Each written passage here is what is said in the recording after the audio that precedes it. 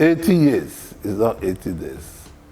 I'm very happy that President Babandgida is 80, and when you see him, you see a mini face of Nigeria, because he has friends all over Nigeria. And I can tell you this, even in my village, and I'm not being alone, almost, he has more than 20 friends like me in my own village. So he maintains friendship. If I have not seen you for 1 month or 2 months, like 5 days ago, I got a missed call from him. This is the kind of man he is. He can always call you at any time. But I say, I've not heard from you. I hope you are okay.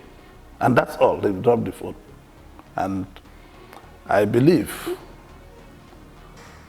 he has a lot of more background role to play for any government in terms of advice and all the rest of them. So he's a kind man and would deserve person to be celebrated at 80.